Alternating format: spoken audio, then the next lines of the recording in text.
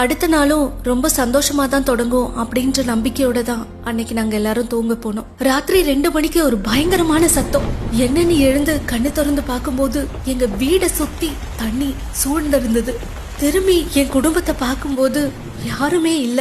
என் பேர குழந்தையோட கை விரல் மட்டும் என்னால பார்க்க முடிஞ்சது. அட்லீஸ்ட் அவளையாச்சும் எப்படியாவது காப்பாத்திடணும் அப்படின்னு சொல்லி நீந்தி அவளை என் கையால பிடிச்சி தூக்கிட்டேன். அதுக்கப்புறம் என் ஒரே லட்சியம், என் உயிரை கொடுத்தாச்சு இவளை நான் காப்பாத்திடணும் அப்படின்னு மட்டும்தான் இருந்தது. கண்ணு கெட்டுற தூரம் வரைக்கும் ஃபுல்லா இருட்டு. அந்த இருட்டுலயும் எப்படியோ நீந்தி தப்பிக்க முயற்சி பண்ண ஆரம்பிச்சோம். நாங்க போயிட்டு இருக்கும்போது ஒரு 2 மாடி கட்டிடம் இடிஞ்சு தரமட்டமா உள்ள போய்கிட்டு இருக்கு. நாங்க தப்பிச்சு ஓடி ஒரு காட்டுக்குள்ள போயிட்டோம்.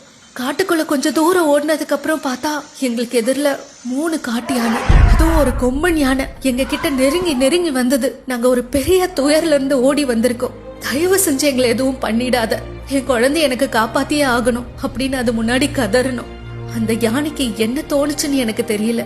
அது கண்ணீர் விட தொடங்குச்சு. அதுக்கப்புறமா ஓடுறதுக்கு சக்தி இல்லாம நாங்க அங்கேயே மயங்கிட்டோம். காலையில சூரிய வெளிச்சம் வரும்போதுதான் நாங்க கண்ணை திறந்து பாக்குறோம்.